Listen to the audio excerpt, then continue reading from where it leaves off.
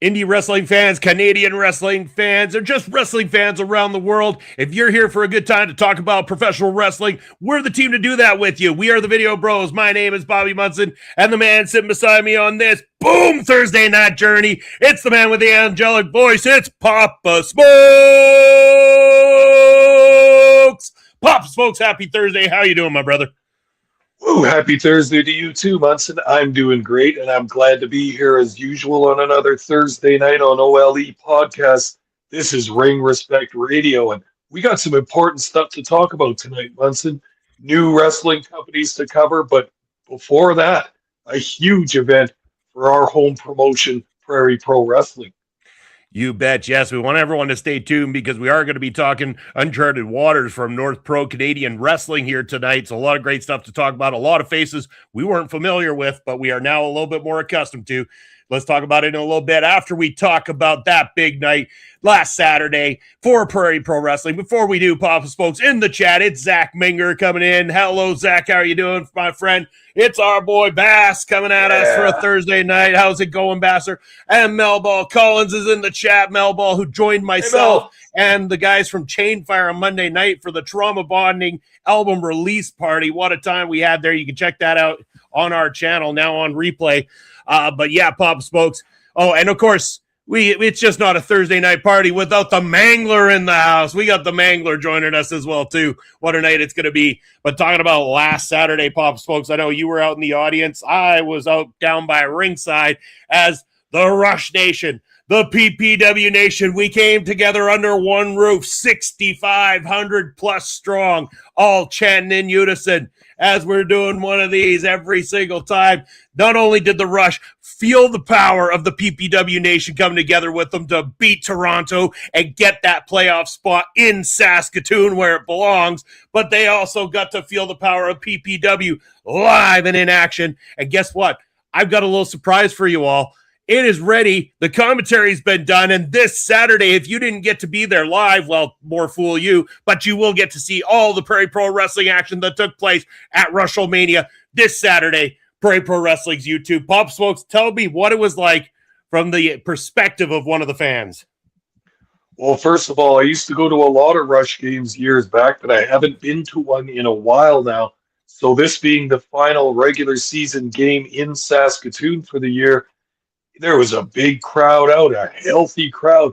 It was nice to see the arena just about packed to the rafters with people and a huge crowd.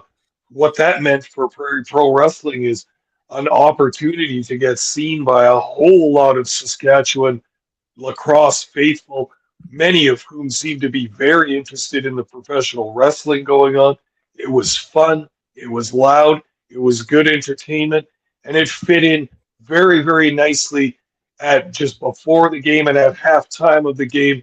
Really, really good time for PPW wrestling and a good time for the fans there. Now, you were doing camera work at ringside. How was this show for you, Munson? Okay, so this was a completely different experience to anything I've done in all the years I've done this Papa Smokes. So we actually got there nice and early to do the ring, get it all set up. But there was production meetings, man. This is something I've never had to do with wrestling because we had exact times that we had to start and we had to finish. And this had to follow league regulation, TV regulation, things like that. So we're sat there with a production meeting. Then we had to do a meeting with the camera operators that are working on behalf of the SaskTel Center and the Saskatchewan Rush. And then we had to do a dry run of the event with the wrestlers and the camera operators so that we knew where to be, where to stand, where to position ourselves and everything like that. And yeah, it was such a cool experience. Very good. They treated us so well, man. We got our own dressing room backstage and everything like that, flats of water, all this kind of stuff taken care of. The team, as we were down there, they treated us with a lot of respect. It was a great time. The wrestlers had a blast, man. I had the time of my life. I'm not going to lie to you, Bob Spokes. I had a blast looking at things through a different lens, through a different angle, and a different opportunity as somebody involved in the wrestling industry. And I always think year after year that the amount I've done this, that I've seen as much as I ever would be from a side of a Saskatoon camera operator.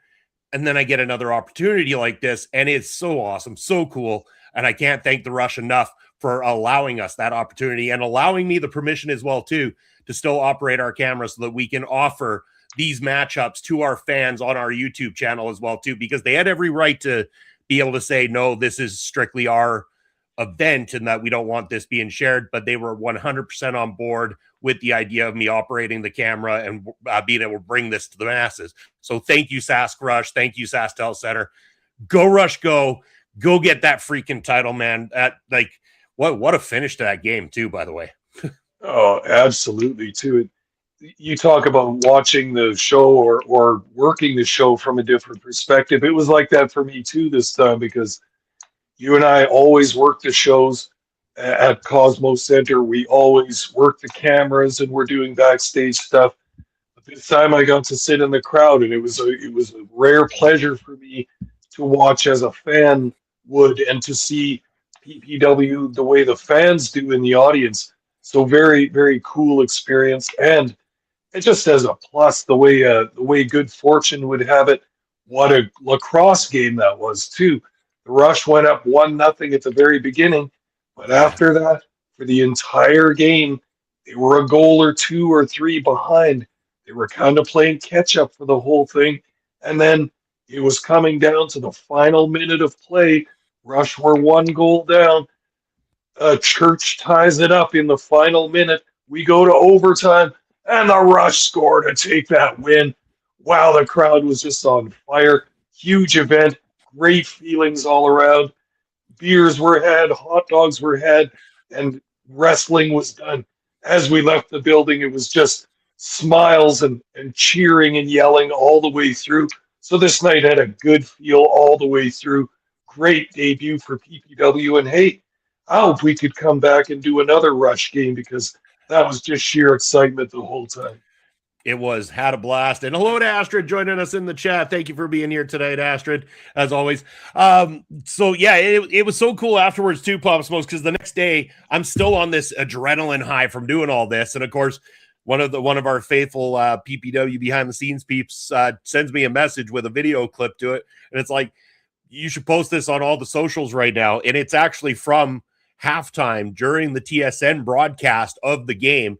And we had them going on about how the game's gone so far, but they're like, as you can see, some pro wrestling is busted out here down below us, and all of a sudden you see Riley Cruz and Dixie Dragon in the middle of the ring taking each other on right on a TSN broadcast, man. That was an experience. That was so cool. I mean, being there live was one thing, but to know that even for that short second, Prairie Pro Wrestling was broadcast across the nation out on national television as opposed to YouTube, holy shit, Pop Smokes. I was pretty stoked. No, very, very cool. And it just speaks to how thankful we are to the Rush for having interest in this and wanting to work with us, giving us basically an opportunity to get a whole bunch of different eyeballs on the PPW product. And I couldn't be more thrilled. And as for that night of fans sitting in the crowd, it looked great. It had the interest of the fans, and a huge success for both sides, the Rush and PPW, at this event. Couldn't be happier. Yeah, and also a big thanks to all of our regular PPW faithful that showed up and bought the ringside tickets to be right down in the action, getting the cheers and the jeers going as well, for all the new faces that were down there as well too. So it was a good mix, Pop Smokes. A lot of people that don't normally get to soak in PPW, a lot of the faithful that follow PPW were there as well too. So what a great night, what a great experience. Hope we get to do it again. And that is the fun of indie professional wrestling. When you put in the work and you really push yourselves, you never know what kind of opportunities will come your way. And that's why tonight it's great that we're once again talking about another Canadian indie professional wrestling company, Pop Smokes, because we love to show that love and support here on the channel for all the best in Canadian professional wrestling. And we're going to do that by going all the way to our friends at North Pro Canadian Wrestling. We're talking about Uncharted Waters 2026. You can catch that on their YouTube channel. And they're from Moncton, New Brunswick. Pop Smokes, this one was a random find. I'm not going to lie. I didn't even go searching for any particular new one. This one was a full-on YouTube recommendation. So kudos to whoever at North Pro managed to put enough into your back end to show up on my YouTube feed and have me find you, because we had fun watching this. and so important to take care of that YouTube side, Munson. You know all about that. You're becoming a big expert on how YouTube works and how algorithms work and such. Obviously, these guys out in New Brunswick know exactly what's going on too. They get an opportunity with us. We'll cover their product. I had a good time watching this. These guys have a real good feel to them. Right in Moncton, New Brunswick, home of the Trailer Park Boys. And I'm not going to lie, a couple similarities between this wrestling company and the Trailer Park Boys as well. There's some stuff in there for sure. I like the venue. The venue looked really cool. They kind of had the fans are very close in this. Like, there's no barriers. The fans are mostly up against the ring on at least three sides of the ring.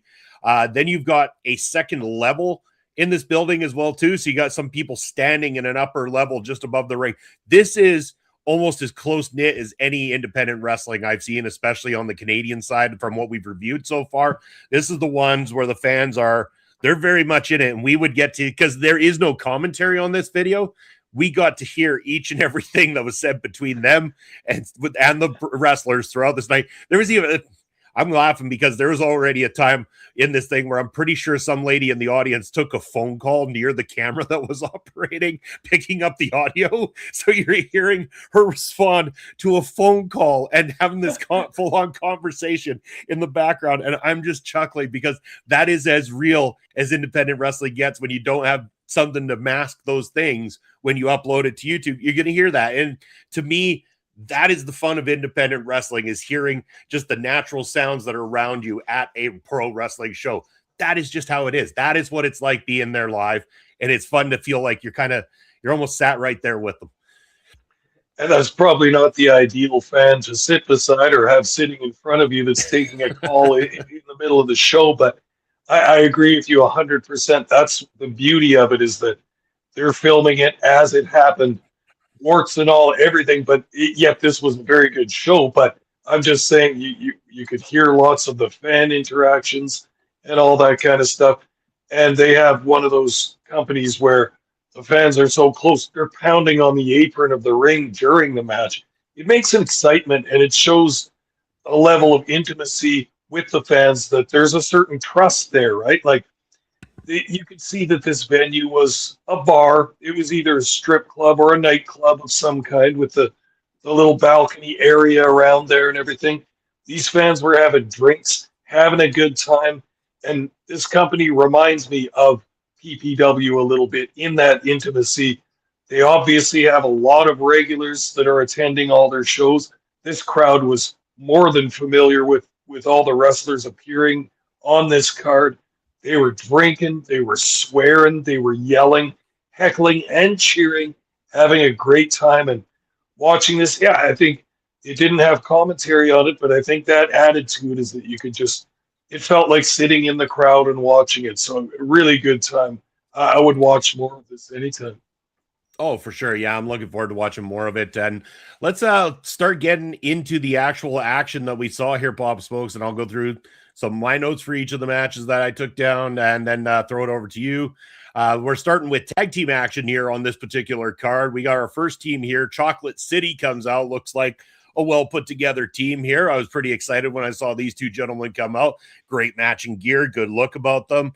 Definitely were the heel team. The fans didn't seem to like these guys all too much, even though I found them quite entertaining throughout this entire thing. Taking on the Durnings, who come out as the babyface team, to a lot of fanfare, a lot of excitement. Again, matching gear, I like it. These are two established teams, obviously, not just two teams that they put together for the sake of a tag team match. Two teams that are legitimately tag teams in a tag team division. So both looked really great. The Durnings are a little bit more of that quicker, athletic, kind of explosive type team. They do a great job of fighting from underneath throughout this entire match. Chocolate City do a good job of cutting the ring off, being able to work their corner, great in and out between each other, and great chemistry together. So this was an awesome start to this matchup. The Durnings end up picking up the victory by a pinfall in the end, but I thought this was a great first introduction to me for both these teams, and a solid way to start this card. Yeah, couldn't agree with you more. You put it very well. Thought Chocolate City looked awesome. Big guys, built like wrestlers, really looked like wrestlers. The Durnings, the smaller, faster, more technical baby faces, perfect for that role. And then I liked them putting this match on first because it really warmed up the crowd. Chocolate City were the heels, but they had a popularity and a charisma to them too because they're funny and they were joking, they were mocking their opponents, they were interacting with the crowd the whole time, and they were quite hilarious in doing so. So they're the kind of heel team that the fans aren't necessarily going to take up with them, but they're amused by them and they're entertained by their humor.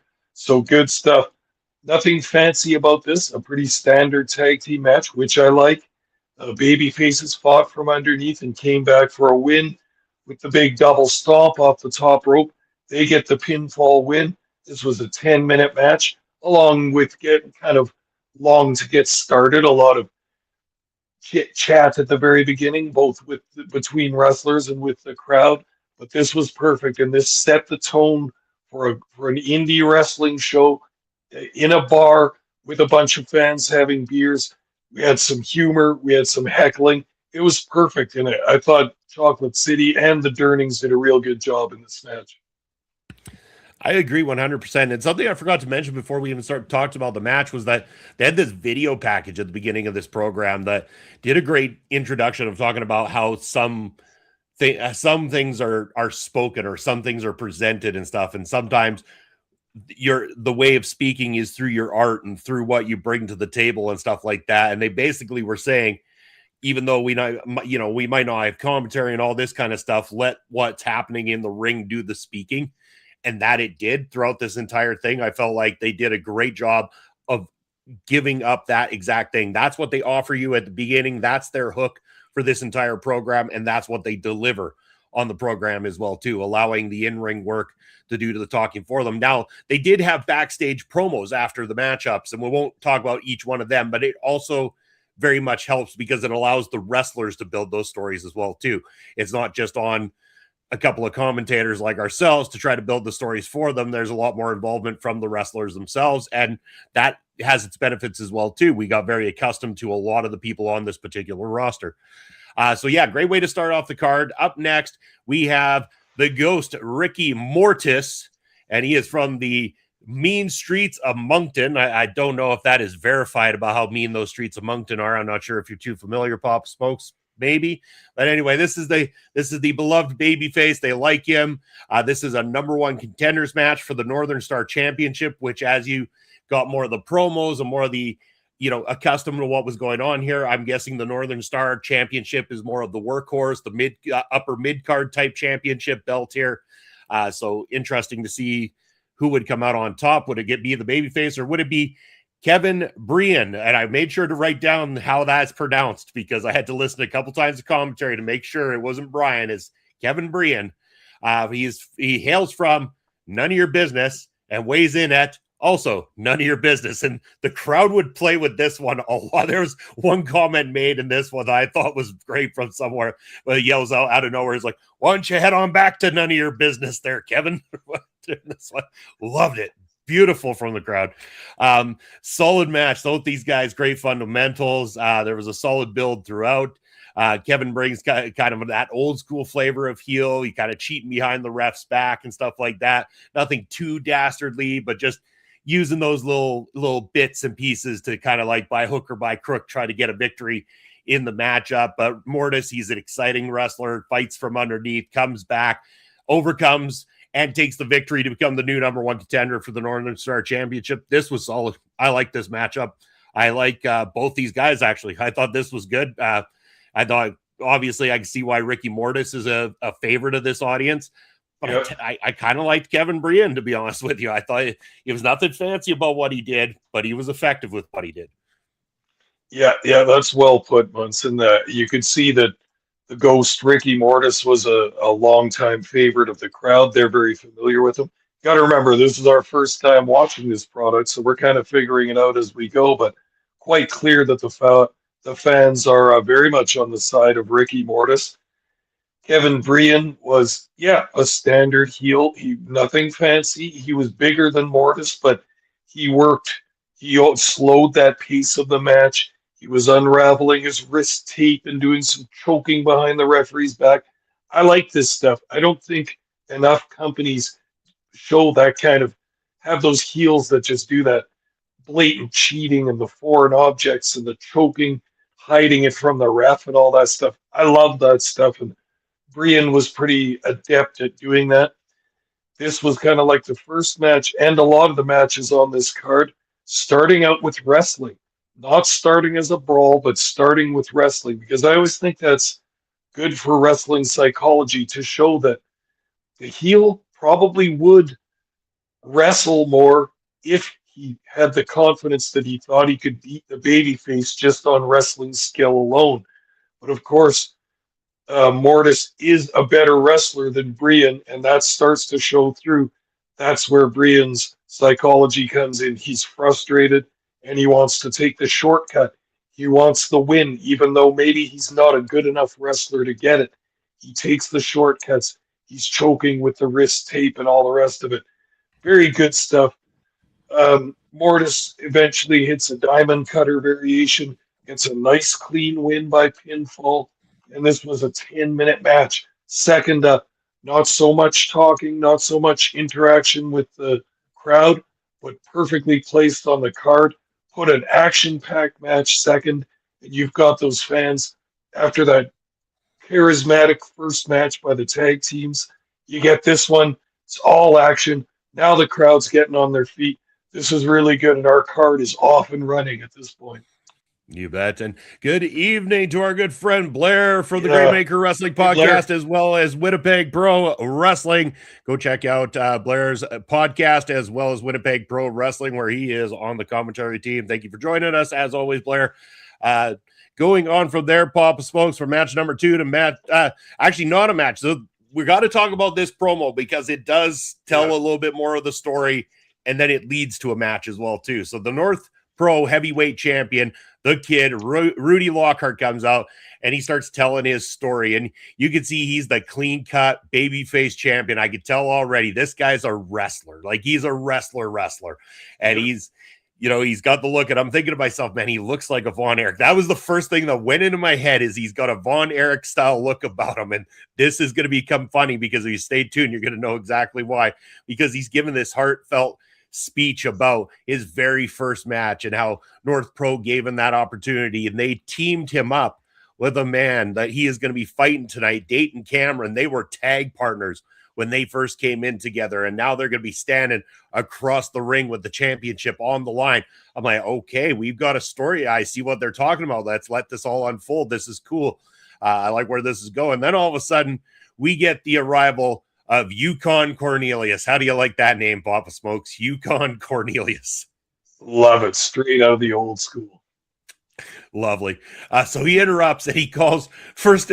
Here's the funny part. First of all, he calls Rudy a Von Erich looking son of a bitch. And I could not stop laughing because I already thought in my head, this guy looks like a Von Erich. And then Yukon Cornelius comes and cuts him down with that exact line. Beautiful.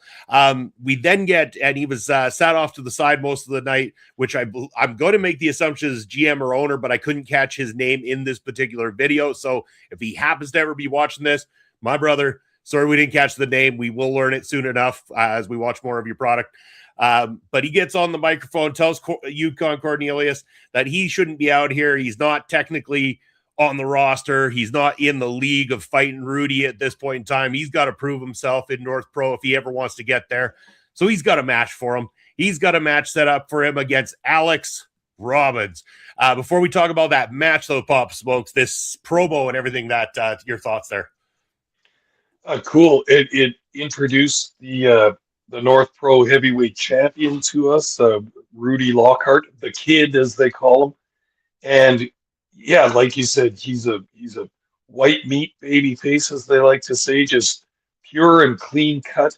He's very small, but that can work in a wrestler's favor sometime, especially if you're of the style of Rudy Lockheart, which we're going to see later in this card and later in this review, but all full of energy, all full of technical ability, a high flyer, and he uses every pound that he's got to vanquish his opponents.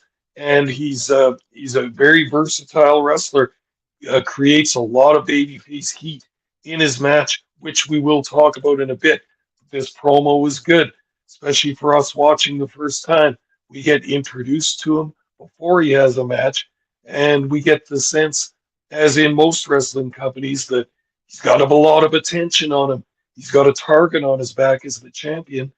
And all the other wrestlers in this company want a piece of Rudy Lockhart. So we're going to see more of him coming up in a little bit.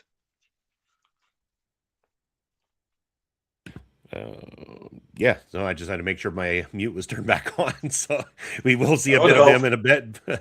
You can't hear me though, right? I'm good? Yes, yes. Okay. Yeah, I muted myself for a second there. I want to make sure I didn't have any technical difficulties, but we would see more of him in a little bit. But in the meantime, Yukon Cornelius is going to have to face his opponent that was thrown at him, and Alex Robbins, who comes out, man, he's got a whole lot of energy and a lot of charisma, does Alex Robbins, and the fans love this guy. I mean, right away, I'm like, okay, this guy's exciting. He's coming out to a lot of explosiveness and excitement, and man, he's given up some size against Yukon Cornelius, but we'll see how this works out. And, worked out well. It did. Alex Robbins, to his credit, fights very, very well from underneath. He's, a clear, sympathetic baby face throughout this entire thing. Yukon Cornelius, he's a standard, thug type in the ring. He's smash mouth, brute, whatever you want to call it, but his fundamentals are strong. He's got a good vibe about him, and it works. He's good at drawing that heat. He's good at getting the crowd riled up. Alex Robbins, on the other hand, every time he'd lay something in, those fans got excited. He was explosive. They wanted to see him win. And when he did in the end, Yukon getting a little too big for his boots. It was a shock roll-up and a big victory for Alex Robbins that even for someone who hadn't watched the product before, I was kind of shocked it went that way. But these things happen in wrestling. It happens all the time. You get these guys, these big guys in there that are overconfident and everything, and sometimes you got to pull the trigger and let one of those other guys roll them up out of nowhere and really dig that anger into the heel in a great way. And I think this is best because Yukon's come out here and right away he's pictured himself in the title picture, but they're saying no, not yet. You have to prove yourself first. And his first opportunity, he blows it against a guy who he thinks that he definitely can steamroll. But now he's got to go back to the drawing board and really pick up his boots if he wants to ever get himself into the title picture. And you can guarantee Yukon Cornelius is going to be all kinds of pissed off when he gets his hands on Alex Robbins the next time around. Oh, it. And you could see that Yukon Cornelius was the more experienced of the two wrestlers. You can see this guy's been around the block quite a few times. His ring work was quite good. His crowd work was quite good, and he worked very well with the young babyface. You get the sense that maybe these guys have done some training together or had a couple matches before, but Cornelius came in, did a classic big heel thing to do is just slow it down. Don't let the babyface get his exciting moves off. Thus, you're frustrating the crowd a little bit who want to see those aerial moves, want to see the speed and technique of the babyface. No, Cornelius ain't having it. He's knocking him down with forearm shots and kicks to the midsection and just typical slow, simple heel offense. Cornelius controlled much of this match, didn't let Robbins up. Robbins had a couple of hope spots where he was trying to come out, but Cornelius cutting him down. Eventually, Cornelius locks in kind of a cobra clutch type sleeper variation, and Robbins kicks off the top turnbuckle, rolls it up, and Cornelius unable to get the shoulder up. That's a 1-2-3 clean win for the young babyface Robbins. So you got to think the company's thinking we could maybe push this Robbins up comfortably to the middle of the card where he can get some more experience. Then we'll see how he does there. And who knows what's next for Alex Robbins. He might be at the top of the card by next year. We'll see about that. But for now, an exciting win. The fans are happy about that one. Cornelius has to take his ball and go home. He's unhappy. He's out of the title picture. Too bad for you, Cornelius. You just got beat by an exciting babyface. He did indeed. Moving on from there, more one-on-one action. We had Sierra Stone taking on Pete LeBlanc. This one, I wrote down here that LeBlanc and his manager come in. They draw a lot of heat right away. Sierra Stone, obviously very loved by the fans. They talk about how tough she is. I thought one of her best pieces is her interaction with the audience. She listens to the audience there throughout the night. If they wanted her to throw one of her moves, she let the audience have exactly what it was. And as a babyface, that's really what you want. You want to feed into that audience as much as possible because they're the ones that are cheering you on. They're the ones that are going to be able to keep pushing you up that card as you progress and everything, because they're going to pay to want to see you. And I think Sierra Stone did such a beautiful job throughout this night, and you can hear that interaction. Without that commentary there, you can hear it. Someone shouts something out, she would reply to them and give them a show. Excellent job. On the other side, we of the ring, we've got Pete LeBlanc, who does a good job healing it up, especially with his manager on the outside. Ended up being the shenanigans of his manager that ends up almost getting the victory for him, but still wasn't quite enough. Sierra Stone too much for Pete LeBlanc, and in the end, Sierra Stone walks away with a big victory. Pretty solid. Again, another solid matchup here. In fact, there is not a single match on this card, I'm going to throw it out there right now, that was not solid. I had an enjoyment every single thing they put on here on this event. Yeah, same here. This was another good one. Another 10-minute match. These wrestlers were watching their times very carefully and getting those in. This looks like it was slated to be a women's match. Chantal was supposed to be the opponent. She was unable to make it, so LeBlanc fills in. So now with Sierra Stone, her nickname being the Hidden Gem. That's a cool nickname. Like that. Yeah. That's creative. So right off the bat, Sierra Stone fighting from underneath, because not only does she not have her female opponent tonight, she's got Pete LeBlanc, who's a pretty good-sized male opponent, but he comes to the ring with the manager. And you know that a heel manager is going to get involved in the match at some point. So the crowd is looking at Stone as a bit of an underdog in this match, although they clearly have enjoyed her wrestling before. Pete LeBlanc doesn't go easy on Sierra Stone at all. He gives her some hellacious chops, but at the same time, that was one of the moves that stood out for me from Sierra Stone, were her chest chops, which were smacking throughout that room. They're really, really good, and the crowd love it when they can hear those hard slapping impacts. Really, really good stuff. Then I like the way the finish of this match went too. Sierra, looked at as an underdog in this match, tries to lift Pete up onto her shoulders for a fireman's carry to hit that Death Valley driver style finisher that she uses, but can't do it. Wow, she's not strong enough. She collapses under his weight, but then gets Pete LeBlanc up on the second rope. Now she's got that lift, and now she can deliver that running Death Valley driver, gets a clean pinfall, gets a big win. 10 minutes, they're in and out on this segment. Sierra Stone looking like the hidden gem that her name denotes her to be, and she's got a momentum-building win against a game opponent in Pete LeBlanc. Good match. Third on the card. Very, very nice. Keeps the energy up amongst the fans. Keeps the energy of the show going. So we're going strong after match 3. This is good. Yeah, and then match 4, surprisingly, is the match I thought was going to be the main event of the night, but wasn't the main event of the night, surprisingly. The match we were talking about before, the championship match, the North Star Pro Heavyweight Championship matchup. Dayton Cameron taking on the champion, the kid Rudy Lockhart. I was very interested to see how this would turn out here. Both gentlemen come out. I wrote down here great fundamentals from both these two. Rudy is especially polished and slick inside that ring. This guy is clearly someone who travels to a lot of different feds, a lot of different organizations, wrestles a lot, does a lot of bumping. He's been doing this a very long time, and you can see just how polished he is. He is very, very good.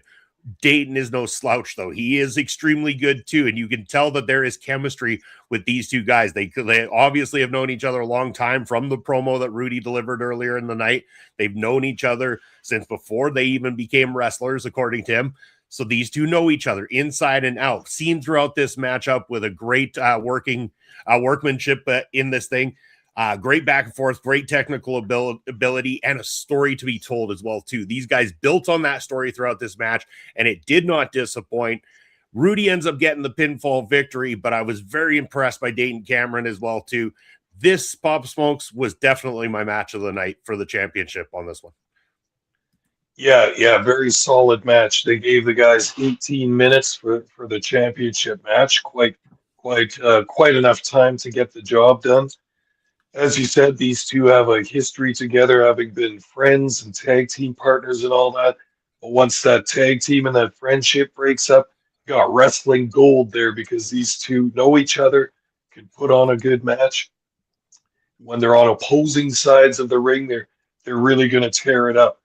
So Cameron's got quite a large size advantage over the babyface Lockhart. They start this match with some pretty nifty wrestling as well, both showing those fundamentals, the holds, the reversals, the running the ropes. It's a little bit back and forth, headlocks, head scissors, all that kind of stuff. Very, very good. The crowd was completely invested in this match, and as you mentioned, Munson, you could hear the words of the fans quite easily during that. There was some good heckling going on at the expense of Dayton Cameron during this match. Quite hilarious. Cameron, every time he went outside the ring, went over and was grabbing the belt, the heavyweight belt from the sort of commentary or timekeeper's table there. That was kind of adding to the story that Cameron wants that belt real bad.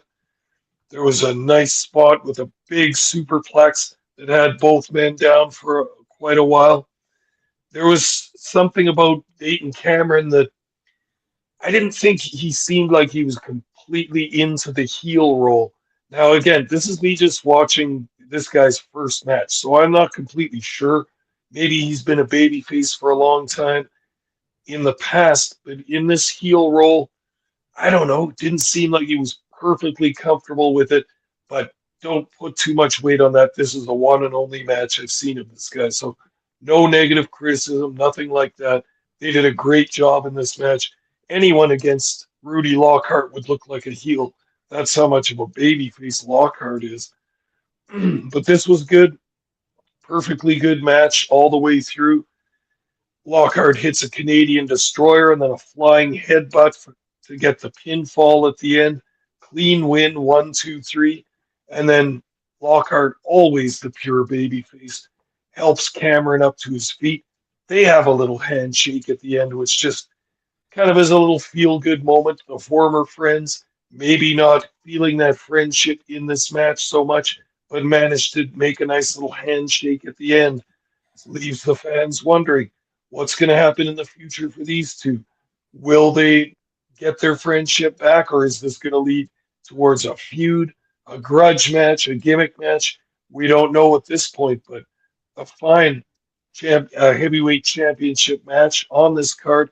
Not the last match, but next to the semi-main event here. So fans coming away from this one highly entertained, I would think. At least that's what their words, which were clearly all audible, would totally suggest. Yeah, and I mean, to second on that thing about Dayton, I almost wondered if he was less playing up the heel as it is the maybe a little bit bitter buddy that wants that championship, and it was less heel and more of I want to fight you to still prove that I can hang, or to prove that I'm out the one that's better than you. Yep. Just because you had the opportunity, then I'm going to show you, man. I know what your moves are. I know how you work, and I'm going to try to outwork you.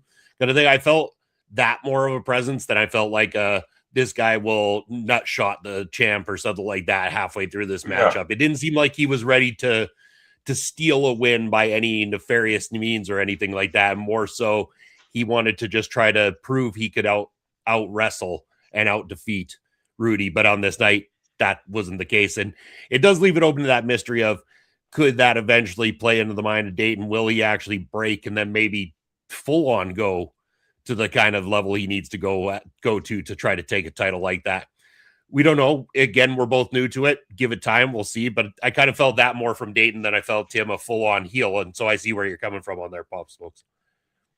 Yeah, for sure, for sure. This match still worked perfectly. It had a different psychology than the typical heel babyface match, but perfectly good. And I get the feeling that they're building something here too. Again, this is the first time we're watching this company, these wrestlers, so we're kind of jumping in the middle here. We haven't seen what they're building before this, but hopefully we watch the rest of these cards and cover more of this, and then we'll see where this story goes because I'm already interested. Yeah, me too, man. So we got two more to talk about. Up next, it is the Northern Star Championship matchup. The champion, Dead End Dawson James, defending against Suicide Jesus, Justin Turnbull. Hopefully, saying Suicide Jesus won't get the Google bots after us and stop this stream from going to number one. But yes, I got to say, in terms of the names, they're chaotic enough, but this matchup was your chaos match of the evening. This was the one that spilled to the outside. This is the one that had all the nonstop, over the top, crazy, holy shit moments and everything that the crowd got into. And the reason that works here for this particular matchup and on any independent wrestling card or any wrestling card period, and I say any wrestling card period, is if you have one match that goes to the outside and you have one match that does all the crazy shit, and you have one match that does those things, it makes it different. It makes it interesting. It breaks it up from the monotony of everything else going on your damn card. So this was the perfect spot for this matchup. This was the perfect guys for this type of matchup. And I'm glad that nobody else did this shit throughout the night in terms of the other matchups, so that we got here. This was a nice change. I enjoyed this one in the end, Pop Smokes. It was different from everything else we saw on the card. It was a great introduction to these two gentlemen, and this was when the fans were at their most hilarious. I could not stop laughing throughout this matchup. Yeah. Those fans were brutal, and this is what I'm talking about. This is, I'm pretty sure, the matchup where that lady was on her phone talking to one of her friends, I think probably talking about where they're going to get drinks after the matchups or something. Not too sure what her important call was, but there was a lot of fun going on this one. Dawson James retains, which we can only presume that we're going to get Dawson James here soon against the Ghost Ricky Mortis after Ricky won earlier in the night. But yet to be seen. We don't know what the lay of the land is. We don't know if there's somebody else who's in line before Ricky Mortis. We just know that he's in line for an opportunity. But great introduction to these two gentlemen and a great way of using this type of match on this card. For sure. You put it very well there that this should be the one match that contains a lot of those elements. And this also was a lot of fun for the crowd. I could see that Suicide Jesus, Justin Turnbull, was well known by the fans. He looks like he's been a wrestler in this area for quite some time. Everybody knows him. He's got that gritty kind of gimmick going to him. He's possibly a rocker, a heavy metal guy of some kind. He also looks like he might not have a home. And but anyway, you could see that there was going to be some wild action in this, possibly some hardcore type action, especially when they started. They went outside the ring early. They were brawling through the crowd. Now, this is always my chance where to see a bit of the crowd. I like to see what they look like and what the venue looks like. This was pretty cool. Very just not a huge amount of people, but packed in there so that the energy is high. Like this a lot. Now, this match contained an archetype that I've liked in wrestling since I was a small child going to the AWA cards in Winnipeg. There was an old lady in the crowd who's clearly been coming to these matches for years and years and years. And you can see that the wrestlers probably know who she is. Maybe she's related to someone, maybe not. We don't know. But this old lady was getting some attention from the heels throughout this card. And Turnbull was the first guy that came out, confronted her. He said to her, "Hey, lady, where's your teeth?" And she was not taken aback by this at all. She's got the two middle fingers up and Fuck you, she's saying to him, screaming at him. He's saying, hey, you can't say that. Quite a little funny moment. The crowd saying, yes, she can. Yes, she can. Very, very funny. And when I say an old lady, there's old ladies that have been at various wrestling companies throughout the years. I used to see the lady in Winnipeg. Old Myrtle. She's been coming to the matches for 32 years, and she's always has the same front row seat. And at some point, I remember she would shuffle her way up and try and hit Bobby Heenan with her purse, and stuff like that. And it was delightful to the crowd. We loved her spirit, and she was always after the heels. Okay, this is not that type of old lady. This is not the type of old lady that's baking cookies and doing knitting for the kids. This is the type of old lady that's been working at a dispatch at a tow truck company her whole life, smoking darts, drinking beers, and getting in fights in the bar. She looks tough, and she looks like she can handle herself. She is not afraid of the heels whatsoever, not afraid to flip that double whammy up right in the face. And then after that interaction, I was so tickled by it. Now I recognize her voice. You could hear her throughout the card. Very, very vocal. Hates the heels, heckling them the entire time. Absolutely beautiful. Love that. And Mel Ball saying, hell yeah, Myrtle. And going back to this, Mel saying about the phone call in the audience. She says, you never know when a lady might need her lady. She's been guilty of calling Astrid a few times at shows. So pay close attention to some of those Edmonton and Alberta area shows. You might just hear Mel and Astrid having a phone conversation in the background then. But yes, great matchup and great interaction as well, too. And we are now on to the main event of the evening. This match scheduled for one fall. And it is for the PWO Trios Championship. And this was something Western Ontario, wasn't it? Or Pro Wrestling Ontario, I think PWO stood for, Pop Smokes, if I heard correctly. In this one. I think so. Yeah. Yeah, I believe it's Pro Wrestling Ontario, PWO Trios Championship.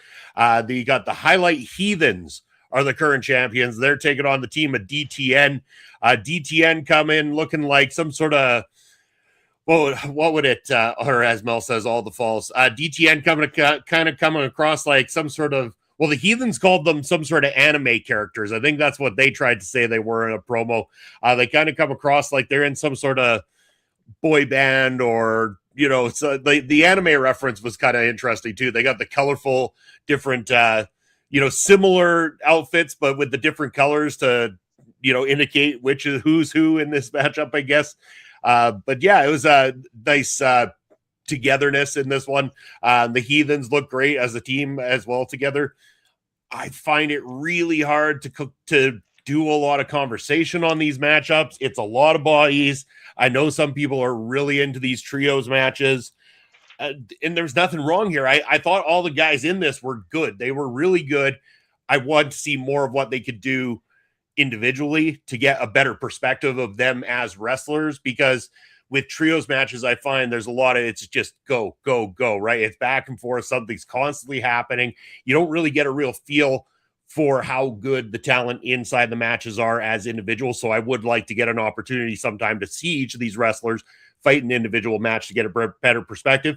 But I'm only saying that because they did enough in this match to interest me to want to see them in individual matches as well too. And that's a credit to all six gentlemen involved in this particular matchup here tonight. I thought the Heathens were great with the promos they cut backstage as well too.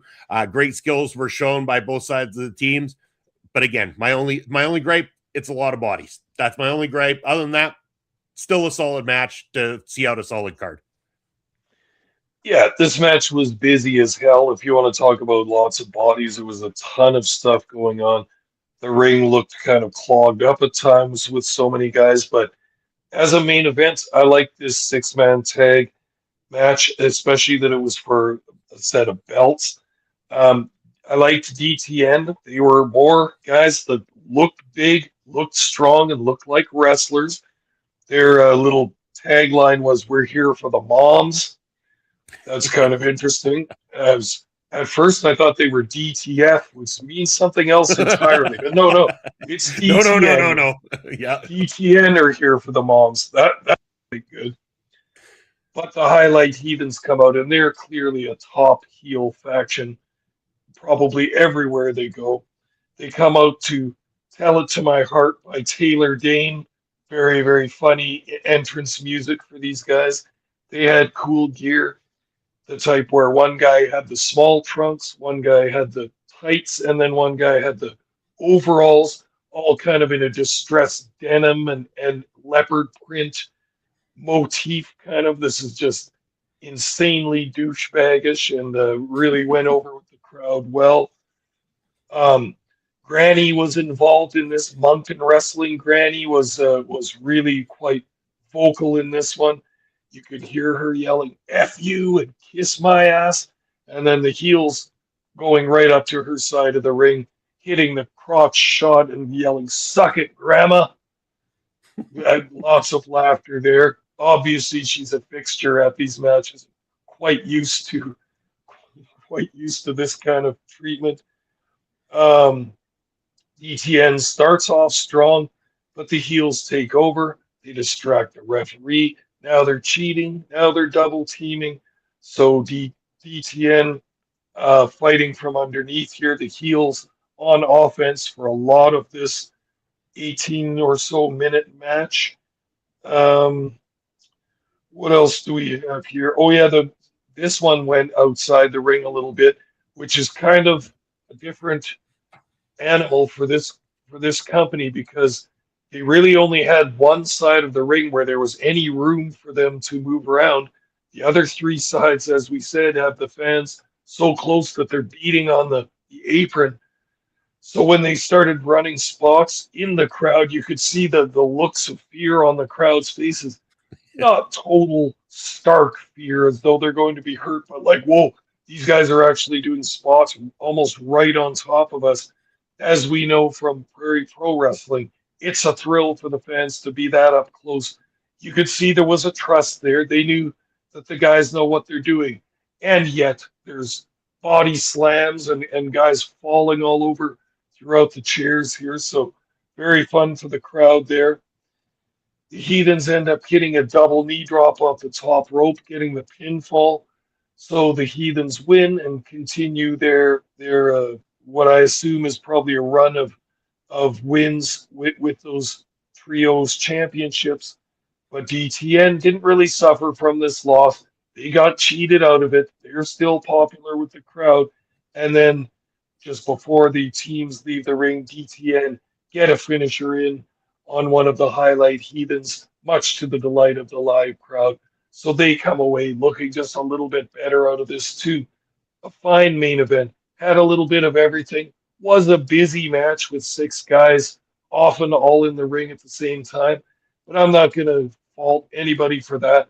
It had action. It had a little bit of drama in it. And the Highlight Heathens show that they're top, obnoxious, arrogant heels, and they really had the crowd whipped into a frenzy. DTN just coming up a little bit short of that win. So the Heathens leaving the crowd in frustration after this card. What's next for both these teams? I could see DTN getting another shot at those trios championships because they did quite well in this one. Yeah, I agree with you there, Bob Spokes. Millball saying that one group sounds like a K-pop group. You know what? Their outfits kind of looked very similar to a K-pop group. That would be a good way of explaining what DTN looked like. Go check it out, Millball. It's just over on YouTube. North Pro Canadian Wrestling. Uncharted Waters is the match. You go right to the main event. You'll see exactly what we're talking about. Very neon colored on the different outfits there. So very cool look to both teams. Yeah, it was a very extremely enjoyable card. I'm glad we watched this, Papa Spokes. I'm happy to continue to watch these guys, continue to review these guys, and put them into our arsenal. Not that we've had a lot of room in the arsenal lately for stuff here, to almost to the point where we'd have to be running double shows a week to cover everything we want to cover. But I'm happy to diversify. I'm happy to get more in here as much as possible when we can. And North Pro Canadian Wrestling, in my opinion, gets the big old thumbs up for continuation here on Ring Respect. For sure. I agree with you on that. And I couldn't be happier as a Canadian to cover a bit more Canadian content. And, you and I are familiar with a lot of these Western Canadian companies. I like dipping my toe into the Maritimes and just seeing what's going on down there. I think we should also look at Toronto and Montreal and those surrounding areas to see what kind of indie action. Of course, you and I have watched little bits and pieces of stuff. Well, I'm sure we can find more. So between the Charlottetown PEI and now we've got Moncton, New Brunswick, this is nice. We're getting a taste of this maritime wrestling, as we found out in a hurry, not so different than the way we do it out here. This North Pro as a company looked very adept at setting up a card, setting up their matches, structuring the card to have maximum excitement for the fans, and then advancing their little title storylines that they've got going on. So I'd be interested in watching more of this. I'm already kind of wondering what's going to happen with a couple of these small feuds that are going on, and I'd be happy to do another review of North Pro Wrestling.